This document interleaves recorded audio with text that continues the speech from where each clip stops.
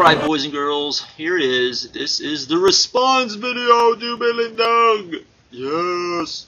Well, not really probably what they wanted. Probably not what a lot of people wanted. But since they went into their little childish act at the end of the pay-per-view, at the end of their video, which I thought was childish, and I guess they're, I would have guessed they're upset because I did the TNA's Coming to Houston video, and really that was more of me making fun of myself more than was making fun of them, but I guess they didn't see it that way. But I don't think a lot of people saw it that way, but my humor is sometimes just for me. So anyways, I thought I would actually do something I've not done in a long time and actually do a true response video to Bill and Doug. Since they did their version of how they would book Slammiversary, I thought I would do my version of how I would book Slammiversary. So here we go. I might go really fast here because there's a lot to go over, but hopefully I hit everything the way I want to. Okay, first match. Instead of doing the wedding angle, which I don't think should be on the pay-per-view, I think should be on Impact, the Impact after this. Instead, we have Samoa Dutt go to Jay Lethal, say, hey, I got you a wedding present. You and me, one last time, going out. You as a single guy, we're going to go out and we're going to get a #1 contenders match versus Team 3D. The winner gets whoever the tag team champion is at Victory Road. So, this match takes place. We've set this up much the same way where Sanjay, it feels like he's losing his best friend to SoCal Val, not, sort of thing. He gets jealous of SoCal Val, which makes it really good because I think it makes a much better heel that way because you feel kind of sorry for Sanjay, but you just don't like the way he does things. Basically what happens is, at some point, SoCal Val gets hurt, Jay Lethal goes to help her, and instead, Dutt gets the 3D, and then gets upset, which leads to him messing up the wedding at Impact. Which then leads to Jay Lethal versus Samoa Dutt at Victory Road. There we go. We've set up pretty much 2 matches in 1 match. Not too bad, huh? Okay, next we have Roxxi, Laveau, and Gail Kim taking on the Beautiful People in a Lumberjill match. Why is this a Lumberjill match? Here's why. Because Roxxi wants to get her hands on the Beautiful People. She wants to kill the Beautiful People for cutting off her hair. She wants to make them ugly people. And she goes through this whole thing. Beautiful People do not want to be around her. They're scared of her. They keep running from her the whole bit.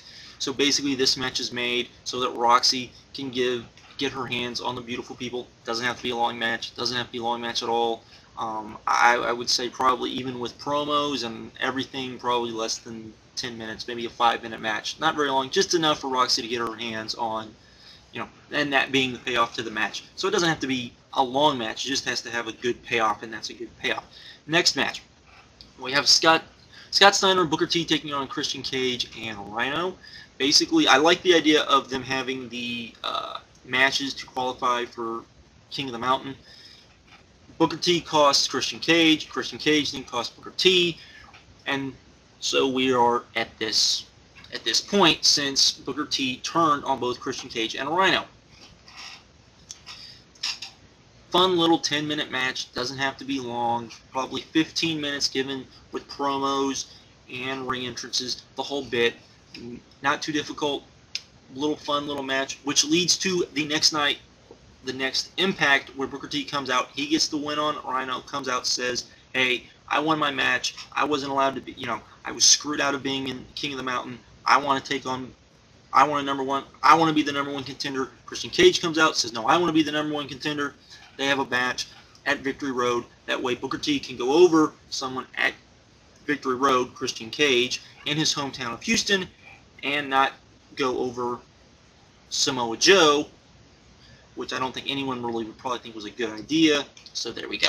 Next we have Awesome Kong taking on ODB. Pretty much standard stuff we've seen before, but there's really no one else to really take on Kong, so here we go. Kong goes over ODB, and then at Victory Road you have Roxxi take on Kong because you've set up Roxxi. Hopefully you've built up Roxxi enough where at least she can take on Kong and look credible against Kong.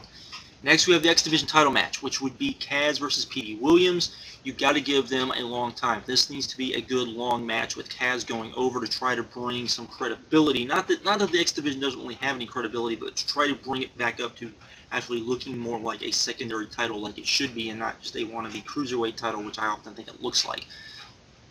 Give them a long time. Let them both go out there. Let Kaz carry P.D. Williams to an excellent match.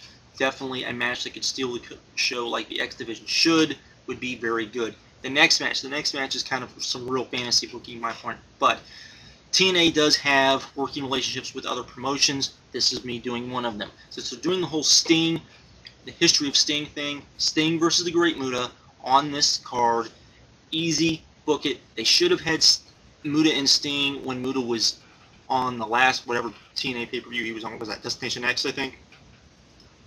When he was on that pay-per-view, would have made sense. They didn't do it. This would work. I think people would pay to see this. There we go. And would lead up to, you know, and eventually payoff for this would be Sting going through all of these individuals until finally at Bound for Glory you would get Sting versus Warrior if that's really what they want to do. Okay, next we have LAX versus Motor City Machine Guns. The tag team titles. What sets this up is Motor City Machine Guns goes to LAX because LAX is not playing the stupid wannabe Crime Time Latino version that they are, which is not even nearly as funny as Crime Time.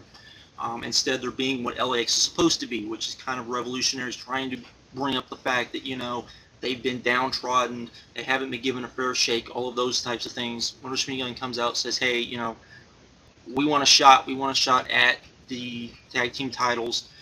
Basically, you have Homicide take on Alex Shelley. Alex Shelley wins, gets the shot at the tag team titles. Then Hernandez the next week takes on Chris Sabin. Hernandez goes over Sabin, so we got a nice little feud, kind of rivalry going. Then you have a six-man with two other guys added into this to even add even more fuel to the fire until finally we get this match. It needs to be a good, I would say, 15-minute match minimum. Let them go out. Let them try to steal the show with Motor Machine Guns going over. That way, on the next Impact, Hernandez then says, hey, you know, we're not the tag team champions. I want to bring us back gold. He goes out, challenges Kaz at Houston. Since he's from Houston, you can reward Hernandez by having Kaz versus Hernandez for the X Division title, which would be cool because it would be something different than what we've seen from most X Division title matches. There we go. Now, AJ Styles versus Kurt Angle. This match goes on. We already know pretty much the build-up because the build-up's been going on for a while. AJ goes over Kurt. Karen comes in. Karen kisses AJ. Kurt goes apeshit.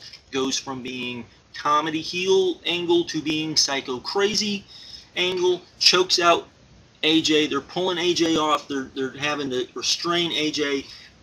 Karen's throwing a fit. Goes through all the refs, gets to Kurt, looks like she's going to slap Kurt instead, kisses him, and then says, that's the man I love. Leaves the ring with Kurt, maybe kicks AJ in the stomach as they leave. They go backstage, they interview her. She basically says, this is the Kurt Angle she loves, this is the Kurt Angle she's always wanted to be with, is the intense, the passion, the everything that this Kurt Angle is. There we go. Then you can have AJ and Kurt again with Kurt going over heelishly, and then we can have a third match down the road with a gimmick match. There we go. Next we have King of the Mountain with Samoa Joe, Tomko, Roode, Matt Morgan, and James Storm. Now, this isn't as star-studded as I'm sure people would like. However, I think if you just let these guys out there and brawl, it would make sense. Also, when this match starts, Joe basically goes out and dominates, destroying everybody. And then you notice on the backside, but you don't focus in on it, they do a wide shot, and you see that Kevin Nash, who's down there to support Samoa Joe, answers his phone, talking on his phone, and then says, I'll take care of it. And you can read his lips say, I'll take care of it, puts his phone away. At some point during the match, he reaches up under the ring, hits Joe with a guitar, knocking Joe clean out, and then leaves. Joe is flat out after dominating, which now puts the match up for grabs again. We get more brawling. Joe's out a good 2 minutes, but when he finally gets up, he's bleeding, he's bloody. He looks at the guitar, gets enraged, starts beating the crap out of even more people, finally wins the match, gets down wins the match, picks up the guitar, pieces the guitar, the back of the guitar together, and you can read Jeff Jarrett on the back, and then the pay-per-view ends with him doing the cut sign like this, which would lead to, since they want to bring Jeff Jarrett back anyways, Jeff Jarrett versus Samoa Joe for the title at Victory Road. A lot of people might not like that. I think they could build that up to being very good with Joe going over.